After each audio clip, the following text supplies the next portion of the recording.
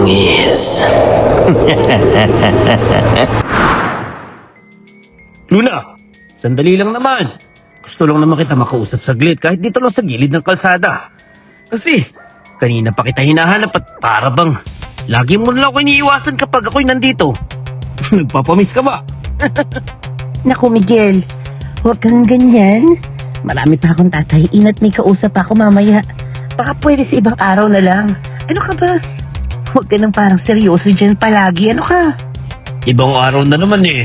Luna, palagi na lang ganun pero kapag silang malapit eh, parang ang dali-dali mong ngumiti at tumawa.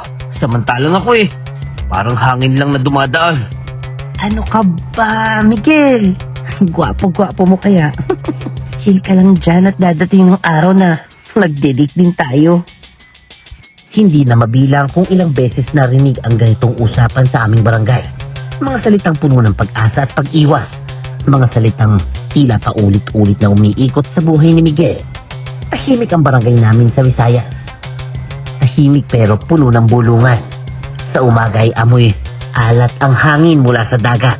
At sa hapon ay tanaw ang mga bangkang unti-unting umuuwi. Dito nakatira si Miguel, isang mangingisda na kilala sa pagiging mabait at tahimik. Wala siyang bisyo, walang kaaway. At dito rin nakatira si Luna, ang babaeng laging laman ng usapan ng matatanda tuwing gabi. Maganda, nakakaakit, at mapandin lang. Ay nako, nakita ko na naman si Luna. Kanina lang eh, kasama na naman yung bagong dating na lalaki. Tapos mamaya ay may iba na naman siyang kausap. Ay, parang hindi nauubusan ng lalaki ah. Ganyan talaga ang batang iyan. Mula pa noon, maraming napapaasa. Tapos kapag nakuha na ang gusto bigla na lang ilalayo ang sarili.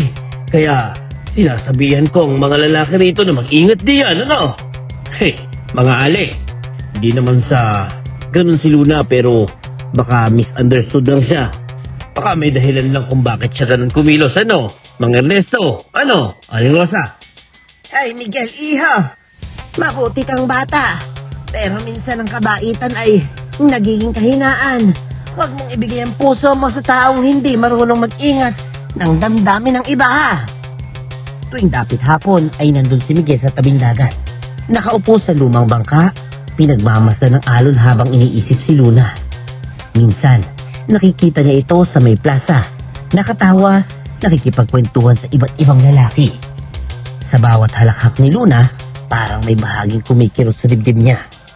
Mahal niya si Luna at kahit alam niyang marami itong kinakausap, umaasa pa rin siyang balang araw ay siya rin ang pipiliin. Baka darating ang araw na mapansin niya rin ako. Baka kailangan ko lang din talaga maghintay gaya ng sinasabi niya. At papatunayan ko na seryoso ako. Sa barangay namin, hindi lang sismis ang umiikot. May mga kwentong mas mabigat, mas madilim. Kapag tahimik ng gabi at nagsisimula ng magkuliglig ang mga kulisap, saka nagsisimula maglabasan ng mga babala na matatanda. Mag-ingat kayo sa mga desisyon ninyo ha! Lalo na kapag galit at masama ang loob. Ay, pag ganyan ang pinairal, mga bagay na hindi na kayang bawiin kapag nasimula na ang darating sa inyo. Lolo Paterno, totoo po ba na may mangkukulam dito sa atin? Yung kayang magpadala ng sakit sa kamalasan? Hindi lahat ng kwento basta invento ha. May mga makukulang na gumagamit ng kandila at dasal para sumpain ang mga taong tingilay nagkasala. Huwag ninyong hamunin ang ganong bagay ha. Narinig ni Miguel ang mga kwentong yon. Pero para sa kanya, malayo ang ganitong usapan sa realidad ng kanyang buhay. Ang iniisip lang niya ay kung paano mapapalapit kay Luna. Kung paano niya mapapakita na siyang nararapat piliin. Hindi niya alam na ang bawat pagtanggi, bawat paasa, bawat gabing umiiyak siya sa tabing dagat ay unti-unting nagtatanim ng isang damdaming mapanghid. Hindi ko na gusto yung mapahamak siya. Kahit kailan gusto ko lang ay mahalin niya rin ako kahit minsan lang. Ito ang kanyang kwento. Si Miguel ay isang lalaking puno ng pag-asa, bulag sa mga babala, At walang kamalay-malay na ang pusong patuloy na nasasaktan ay kayang magbukas ng pintuan sa mga bagay na hindi dapat ginagalaw. At sa tahimik na barangay na ito, nagsisimula pa lamang ang isang kwentong hahamon sa hangganan ng pag-ibig, galit at mga lihim na hindi na sana dapat kinising. Oy Miguel pare, hindi na to tama ha. Matagal na kitang pinapanood at parang mas lalo kang nauubos habang siya'y nakikipaglandian dyan sa kalye. Parang ito na siguro yung panahon pare na bitawan mo na. Unahin mo naman ang sarili mo. Hindi ganoon kadali, Renato. Mahal ko si Luna at ramdam ko na may pagtingin din siya sa akin. Lagi niya sinasabi na maghintay lang ako at darating ang panahon namin. Ano ka ba? Alam kong nilalayo lang niya ang sarili niya minsan, pero sigurado ko may dahilan lang yon. Ilang dahilan pa ba ang kailangan mo bago makita ang totoo? Pare, araw-araw ka nang umaasa tapos gabi-gabi kang umuwi na parang wasak ang bangka. Hindi na sumagot si Miguel. Tahimik lang siyang nakaupo sa gilid ng bangka habang nakatingin sa malayo. Alam niyang may punto si Renato, pero mas malakas pa rin ang tibok ng kanyang puso kaysa sa tinig ng katwiran. Kinabukasan, maaga siyang nagising at tumiretso sa bayan. Bumili siya ng maliit na kahon ng tsokolate at isang simpleng kwintas na may kabibe. Iniisip na baka sa pagkakataong yun magbago ang isip ng hangin. Luna, ito pala, may konti lang akong pasalubong galing sa bayan. Hindi man ito mahal pero sana magustuhan mo. Uy, Miguel, hindi mo na sana ako ginasusan pero salamat ha. Ang sweet mo talaga. Ikaw talaga, marunong ka talagang mag-alaga ng babae. Kaya naman ako bilib na bilib sa'yo Yun lang naman ang gusto ko, Luna. Ang maalagaan ka at mapasaya ka. Don't worry. Darating ang panahon natin, okay? Alam mo namang sa'yo din ako uuwi sa huli. Ngumiti si Luna. Tinanggap ang regalo, ngunit matapos noon ay agad ding nagpaalam. Walang kasunod na pangako, walang linaw. Gabi-gabi, dala ang gitara, umaawit si Miguel sa ilalim ng bintana ni Luna. May mga gabing bumubukas ang bintana. May mga gabing nakikinig lamang si Luna. Ngunit ni minsan ay hindi siya bumaba upang kausapin si Miguel ng masinsinan. Hay nako Miguel! Anak, mag-ingat ka diyan. Parang masyado ka nang nagbibigay. Tapos siya parang tanggap lamang ng tanggap ha. Yan niyo na po. Aling Rosa naman. Basta, mahalaga sa akin ginagawa ko lahat para sa kanya. Sinabi naman niyang mahal din niya ako, di ba? Kailangan lang talaga maghintay dyan. Pakipot lang yan. Hanggang sa isang araw, may dumating sa barangay na hindi pamilyar ang mukha. Malinis ang damit, may dalang kotse at agad naging sentro ng atensyon. Siya si Marco, isang guro mula sa lungsod na pansamantalang naitalaga sa kalapit bayan. Hindi nagtagal. Nakita siya ng lahat na kasama si Luna. Sa palengke, sa plaza, at maging sa may tabing dagat. O pare, nakita mo ba yun? Kanina yung lalaking nakakotse kasama si Luna. Parang hindi na kayo magkausap nitong mga araw na to Mukhang in love si Luna doon Yung Marco ba yun? Nakita ko rin siya pero kaibigan lang niya. Ano ka mag-anak? Ano ka ba? Sa huli, sa akin pa rin si Luna. Yan ang sabi niya. Miguel naman, huwag ka magpanggap na hindi mo alam ang nangyayari Hindi nagtagal, dumating ang balitang parang kutsilyong bumaon sa dibdib ni Miguel. May handaan sa bahay ni Luna. Nandun ang buong barangay. Doon sa harap ng lahat, nilahad ni Marco ang kanyang intensyon. Luna, matagal na kitang nakilala. Alam kong ikaw ang babaeng gusto kong makasama habang buhay. Kaya kung papayag ka, ay nais kitang pakasalan. Tahimik ang paligid. Nakatingin ang lahat kay Luna. At sa isang iglap, ngumiti siya at tumango. Oo, Marco. Papayag ako. At salamat sa pagpili mo sa akin. Parang nawala ang mundo ni Miguel. Hindi siya makagalaw. Hindi siya makapagsalita. Ang mga regalong inalay niya, ang mga awit sa gabi, mga pangarap, lahat yun ay parang bula na pumutok sa harap niya. Ganito lang pala kadali sa kanya. natalikuran ako matapos ang lahat. Sa mga sumunod na araw, nagkulong si Miguel sa kanyang kwarto. Hindi na siya lumalabas para mangisda. Ang dating mabait at tahimik na lalaki ay napalitan ng isang taong puno ng sama ng loob. Sa gabi, bumabalik sa kanyang isip ang mga kwentong naririnig niya nung bata pa siya. Kapag may taong nakasakit ng damdamin ng iba, may pwersang naniningil lalo na kung sadyang may panlilindang. Ay, kung may hustisya talaga sa mundong ito, ba't parang ako lang ang nasasaktan? At si Luna, parang masaya pa. Unti-unting nabuo ang isip ni Miguel. Isang mapanghalib na kaisipan. Kung ang mangkukulam ay gumagamit ng sumpa bilang parusa sa mga nagkasala, marahil yon ang sagot sa kanyang paghihirap. Hindi niya alam kung totoo ang mga yon, ngunit sa lalim ng kanyang sugat, handa siyang kumapit kahit sa dilim. Hindi ko hihilingin ang kamatayan niya. Gusto ko lang maramdaman niya ang sakit na pinaranas niya sa akin kahit konti lang.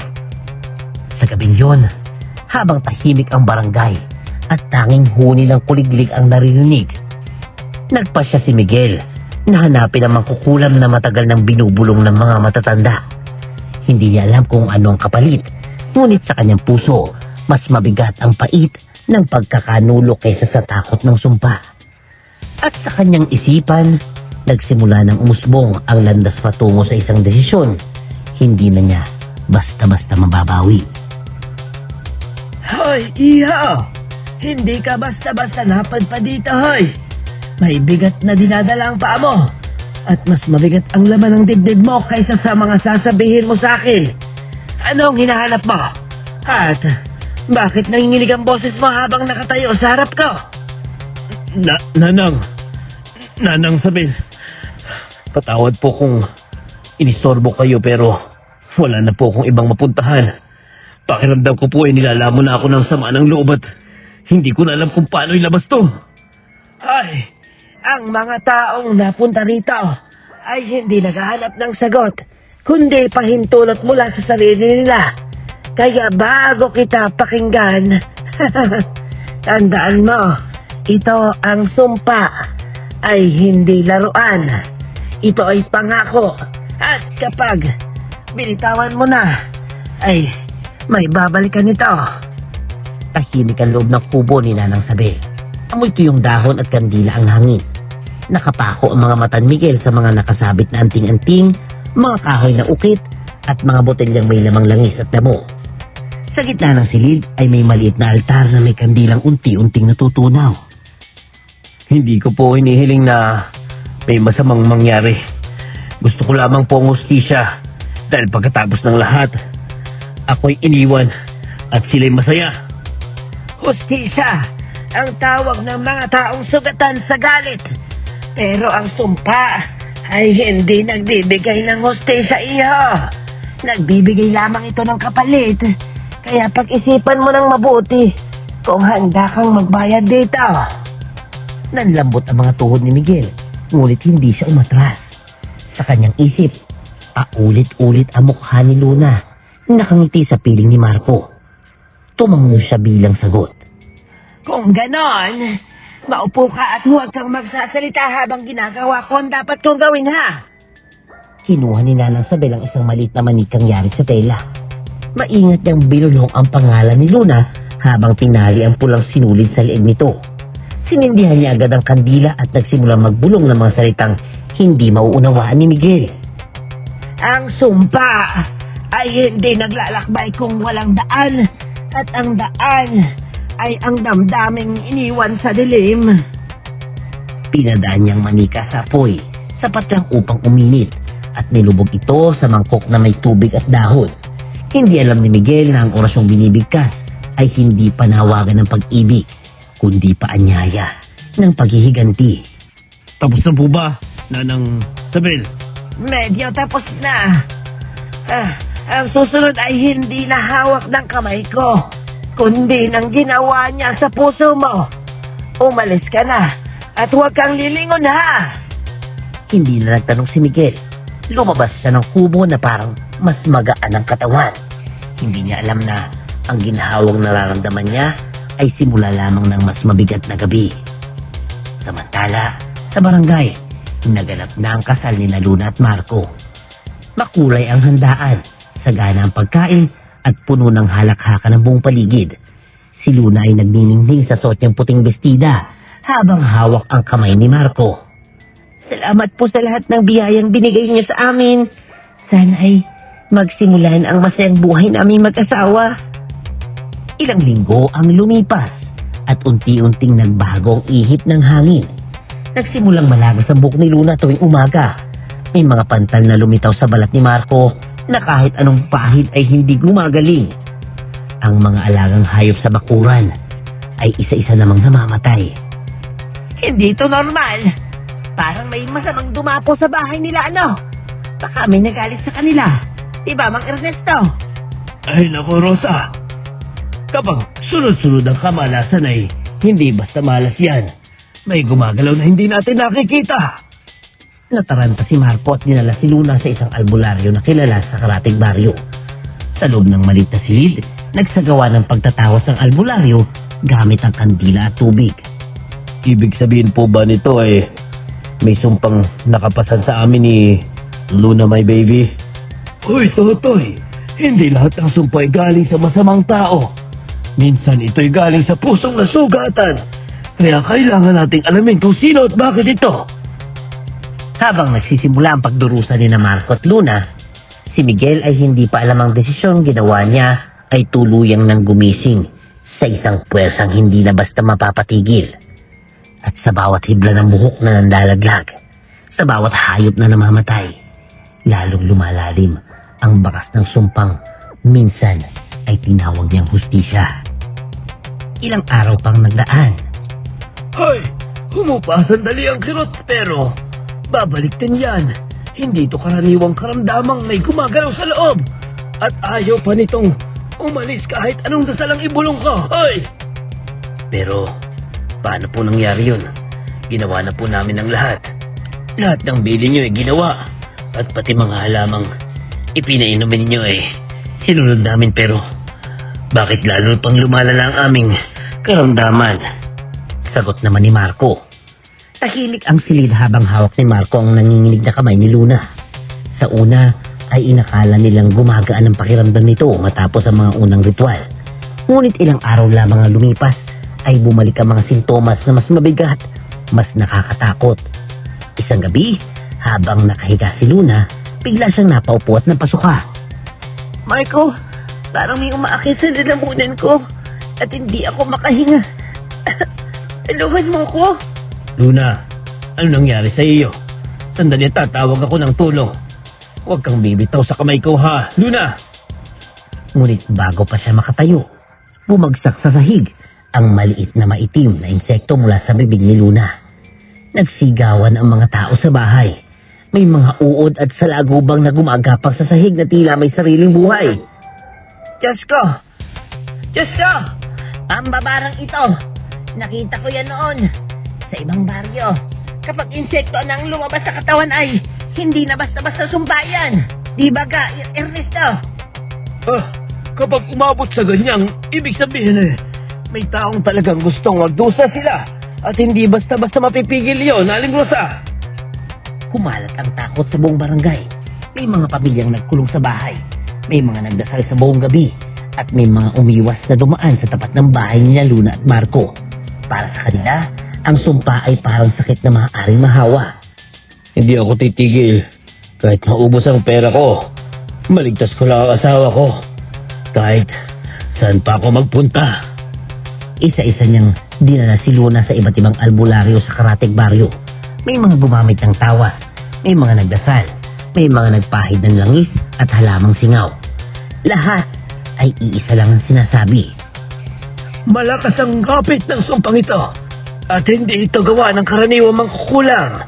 May galit na, matagal nang naipon kaya mahirap itong walisin. Bawat salitang iyon ay parang kutsilyong buong sa konsensya ni Miguel.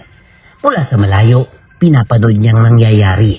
Naririnig niya ang mga bulungan, ang iyak, ang takot, at doon niya napagtanto ng kanyang hinihiling ay hindi simpleng sakit ng damdamin lamang. Hindi ito yung gusto ko. Hindi ko hinihingi na umabot sa ganito. Akala ko, mararamdaman lang niya yung kaunting sakit tapos matatapos na. Sa gabi, hindi na siya makatulog. Sa bawat pagdilat niya ng mata, nakikita niyang manikang sinunog sa kandila ang mga salitang binigkas ni Nanang Sabel at ang mga babalang binitawan nito. Kapag pinakawalan mo na ang sumpa, hindi mo na ito kayang utusan kung hanggang saan lang ang dapat nitong gawin. Sana hindi na lang ako nagtungo doon. Sana hindi ko na lang hinayaan ang galit na manaig. Samantala, lalong nanghihina si Luna. Ang dating masiglang babae ay halos hindi na makabangon.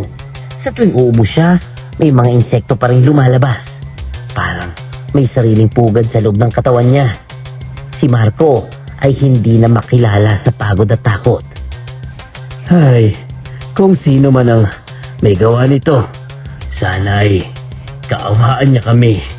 Kung may kasalanan kami handa kaming humingi ng tawad. Huwag lang kami idamay sa buhay na may sumpa. Nakarating ito kay Miguel mula sa di kalayuan.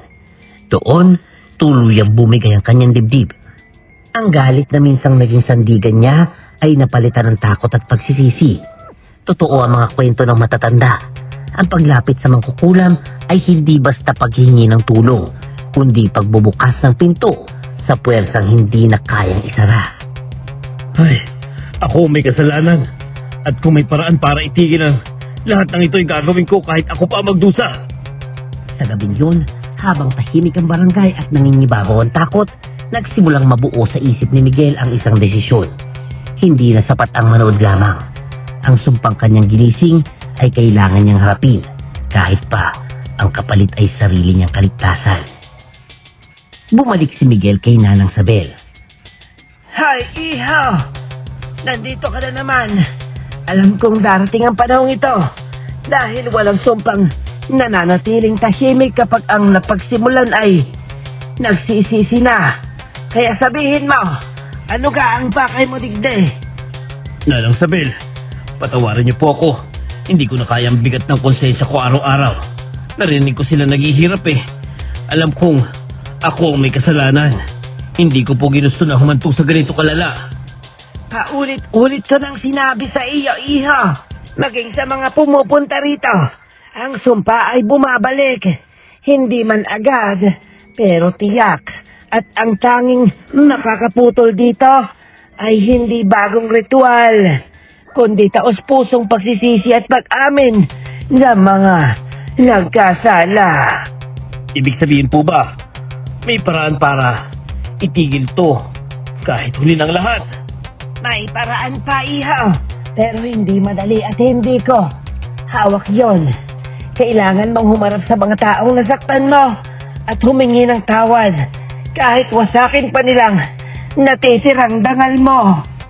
Tumahimik si Miguel. Ramdam niyang bigat ng bawat salita. Hindi kandila o dasal ang kailangan ngayon, kundi lakas ng loob. Tumayo siya at yumuko kay Nanang Sabel bago tuluyang lumabas ng kubo. Kung ito po ang kapalit, handa akong tanggapin. Basta matapos na ang paghihirap nila. Sa bahay ni Marco, mabigat ang hangin. Nakahiga si Luna sa banig, payat at maputla. Habang hawak ni Marco basang-basa na ang tuwalya, pinapahid sa noon nito. Kumalabog ang pintuan. Sino yan? Ha? At anong kailangan mo ngayon? Hindi ito ang tamang oras kung mangungulit ka kung sino ka man. Sambit ni Marco, hinang-hina. Ako ito, Marco! At alam kong wala akong karapatang tumayo dito pero kailangan ninyong malaman ang totoo. Kahit kamuhian niyo pang sarili ko habang buhay. Nagkatinginan si Marco at Luna. Dahan-dahang umupo si Luna kahit nanginginig ang katawan niya. Ano bang kailangan mong sabihin, Miguel? Sapat na ang sakit na nararamdaman ko ngayon. Hindi ko na kaya talaga. Ako pumunta kay Nanang Sabel. Ako ang humingi ng sumpa. Dahil sa galit at selos, hindi ko inakalang hahantong ito sa ganitong kalupitan. Natanda na ako managot. Anong sinasabi mo? Paano mo nagawang gawin yun? Matapos ng lahat ng pinagsamahan natin, Miguel? Pinilit mang sumigaw ni Luna, ngunit hindi niya kaya. Maya-maya ay napahagulol siya. Ang galit ay napalitan ng pagod at lungkot. Pero kung tutusin, hindi rin talaga ako inosente. Miguel, alam kong marami akong pinaasa. Alam kong sinaktan ko kayo isa-isa. Dahil nasanay akong mahalin at piliin ang hindi iniisip ang ibang kapalit. Hindi ko hinihiling na patawarin niyo ako. Gusto ko lang itamang mali ko kahit anong parusa pang ibigay sa akin. Tahimik lang si Marco. Matagal bago siya nagsalita. Ngunit nang gawin niya yon, ay kalmado ang kanyang tinig. Ay, wala mangyayari kung sisihan lang tayo ng sisihan. Miguel, masyado nang marami ang nasaktan. At kung may pagkakataong gumaling, kailangan natin magsimula sa pag-amin at pagpapatawad, ano? Hindi ko akalain darating sa gantong punto ito. Kailangan ko rin humingi ng tawad sa inyong dalawa. Dahil sa mga pusong binali ko at niloko ko. Umiyak si Luna habang nakahawak sa kamay ni Marco. Si Miguel ay lumuhod sa harap nila. Hindi bilang biktima o kaaway, kundi bilang isang taong handang akuin ang kasalanan. Sa gabing yun, sa gitna ng takot at panghihinayang, unang sumilip ang isang munting pag-asa na kahit ang sumpang pinanganak sa galit ay maaaring humupa sa harap ng katotohanan at pagsisisi. Kinabukasan, pumunta sila kay Aling Teresita, isang veteranang manggagamot. Hindi kayo basta-basta napaparito ng magkakasama at ramdam ko agad ang bigat ng dala ninyo. Kaya bago tayo magsimula, malinaw sa inyo na ang paggaling ay hindi lang galing sa mga dahon at langis, kundi sa ilalim ng loob ninyo, di ba? Aling Teresa, handa kaming gawin ng lahat. Kahit ano, may ligtas lang si Luna at matapos ng sumpang ito, kahit pabuhay ko ang kapalit. Tama na, Marco. Ako po ang ugat ng lahat ng ito. At kung may kailangang akuin, ako na lang po. Huwag na silang madamay pa. Tahimik ang silid ni Aling Teresita.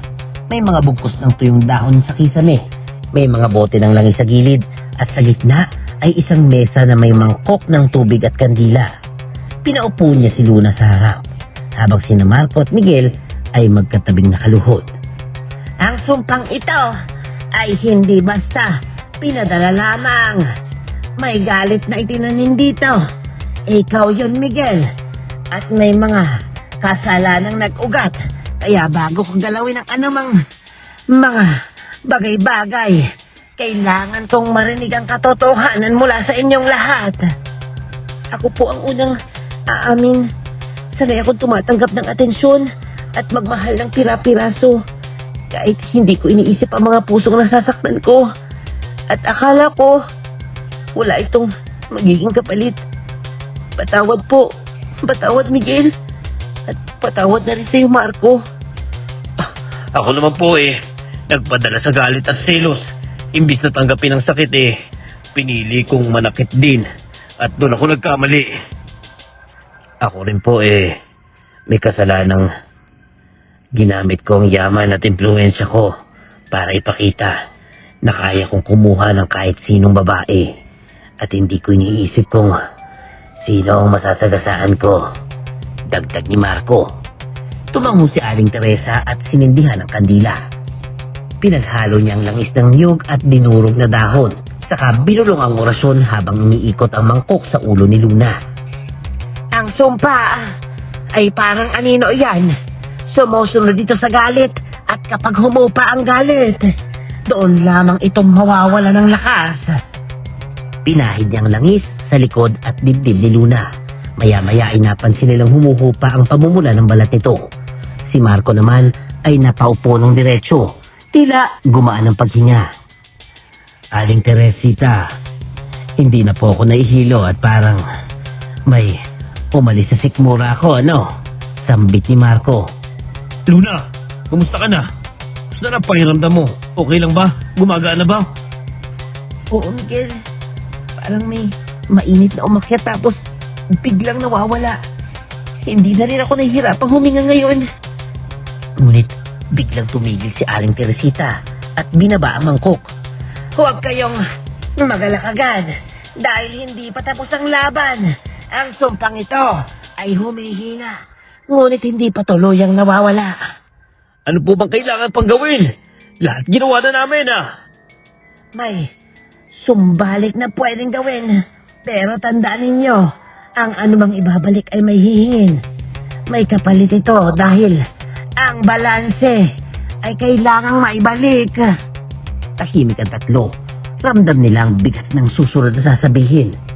Kailangan ninyong isuko ang pinakamahalaga sa inyo. Hindi dugo, hindi buhay, kundi bagay na pinangahawakan ninyo na siyang ugat ng kasalanan ninyo. Kung yun po ang kailangan, handa akong bitawan ng buhay na kinasanayan ko kahit malayo na po ako sa lahat. Ako naman po handang iwan ang kayabangan, ang kotse at lahat ng pinagmamalaki ko kung yun lang ang magliligtas sa amin. Ako naman po handang mawala sa akin basta matapos na ang sumpang ito at hindi na sila magdusa. Patawad Marco, patawad Luna. Tumingin si Aling Teresita sa kanilang tatlo. Tila sinusukat ang lalim ng kanilang mga salita. Tandaan ninyo, ang paggaling ay hindi agad-agad at ang sakripisyo ay hindi palaging malinaw sa simula. Ngunit kapag dumating ang sandaling hinihingi na ang kapalaran, ang kapalit ay huwag niyong aatrasan. Habang unti-unting pinapatay ang kandila, ramdam nila na may gumagalaw na pagbabago sa hangin. Ang sumpa ay humihina, ngunit ang tunay na pagsubok ay paparating pa lamang. Isang kapalit na hindi nila tiyak kung handa na ba talaga silang ibigay. Lumipas ang konting panahon. Pumunta naman sila kay Nanang Sabel. Hay! Bumalik kayo hindi para humingi, kundi para tumupad. Dahil ang sumpang humina ay may hinihinging kapalit at hindi na ito maaaring ipaglaban pa. Tahimik ang paligid ng kubo. Ang hangin ay mabigat, parang may hinihintay na desisyon. Nakatayo sina Luna, Marco at Miguel sa harap ni Nanang Sabel. Bawat isa ay may kaba sa dibdib. Ang balanse ay nasira sa sandaling may pusong sinaktan at may galit na pinalaya. Kaya ngayon, kailangan itong ibalik at iisa lamang ang hinihingi ng sumpa. May kailangang umalis at hindi na bumalik. Nanang Sabel, nagawa na namin lahat. Binigay ang kotse, iniwan ang lahat. Kung ako ang kailangan, handa akong umalis kahit iwan ko ang lahat basta matapos lang ito. At gumaling lang si Luna. Hindi, Marco. Ako na lang, Nanang. Ako ang nagsimula ng lahat ng ito at kailangan ng kapalit. Hayaan ninyo ako mawala sa kanila. Hindi agad sumagot si Luna. Tahimik siyang nakatingin sa lupa. Saka dahan-dahang huminga ng malalim. Ako na lang ang aalis. At malinaw na sa akin, simula pa noong una. Dahil kung hindi ako naging ganon, marahil hindi ito nangyari. At kailangan kong akuin ang bigat ng mga pusong nasaktan ko. Luna! Huwag mong akuin lahat. May kasalanan din ako. Hindi ito parusa, Miguel. Ito ang paraan para itama ang sarili ko. At kung may matitira mang aral sana, yun ang dalhin ninyo. Tumango si Nanang Sabel. Tila yun ang hinihintay niyang sagot. Kapag kusang ibinigay ang sakripisyo, doon lamang tuluyang bumibitaw ang sumpa. At mula ngayon, wala na kayong babalikan sa landas na ito. Ilang araw ang lumipas. Maagang umalis si Luna sakay ng lumang bus patungong ibang lalawigan. Walang handaan, walang paalam na magarbo. Tanging ilang dasal at luha ang iniwan niya sa barangay. Sa bagong lugar, nagsimula siyang tumulong sa mga batang lansangan at matatanda. Tahimik na, bumabawi sa mga taong hindi man sinaktan. gisag ng kanyang nakaraan. Siguro, ganito talagang tunay na pagmamahal. Hindi ang paghawak kundi ang pagpapalaya. Sambit ni Marco. At ang tunay na pagsisisi ay hindi puro salita kundi desisyong masakit pero tama. Di ba, Miguel? Unti-unting bumalik ang sigla ng barangay. Wala nang takot, wala nang bulungan sa gabi. Ang mga insekto ay tuluyan ang nawala. Ang mga hayop ay muling dumami. Ang kwento ni Luna, Miguel at Marco ay naging paalala sa bawat pagtitipon. Tandaan ninyo mga bata, ang paglalaro sa damdamin ay may kapalit ano. At ang galit kapag pinakawalan ay babalik na mas mabigat. Sambit ni Aling Rosa. Oo, at huwag ninyong kakalimutan na ang mangkukulam ay hindi basta kwento lamang. Ginagamit ang dasal at lason bilang parusa. Ngunit ang tunay na paggaling ay nagsisimula sa pagharap sa sariling kasalanan. Sambat pa ni Lolo Paterno. Lumipas ang panahon. Si Marco ay nagpatuloy sa pagtuturo. Mas tahimik, mas mapagkumbaba. Si Miguel ay bumalik sa pangingisda. Sa isang dapit hapon, muli siyang nakaupo sa tabing dagat. Pinagmasdan ng alo na minsang naging saksi ng kanyang luha. Ay, marami akong natutunan. Hindi lahat ng sakit ay kailangang gantihan. At hindi lahat ng galit dapat sundan. Dahil may mga pintong kapag binuksan hindi na kayang isara. Huminga siya ng malalim habang unti-unting lumubog ang araw. Sa pagkakataong yon, wala nang pait. Wala nang paghihinayang. Tanging kapayapaan at isang pangakong tahimik ngunit matibay. Hindi ko na muling hahayaang iligaw ng galit ang puso ko. At kung may darating mang pagsubok, haharapin ko ito ng mas may liwanag at hindi dilim. At sa tahimik na alo ng dagat, doon nagtapos ang isang sumpang isinilang sa galit at namatay sa pag-unawa. Isang aral na patuloy na binubulong ng barangay sa bawat henerasyong susunod. Wakas. Kapag ang galit ay ginawang dasal at ang sakit ay ginawang sumpa, hindi lang ang pinupunteriya ang dinadapuan ng dilim. Ang kulam ay hindi pumipili ng inosente. Lahat ng may bahid ng kasalanan ay sisingilin. At minsan, ang kapalit ng paghihiganti ay sariling katahimikan. Habang buhay. Kung nagustuhan niyo ang ating story, please comment yes. At kung may real life stories kayo na nakakatakot na gustong i-feature sa ating channel, please comment your email. At syempre, huwag kalimutang mag-like, mag-share, mag-comment, at mag-subscribe na kay Kuya Bangis!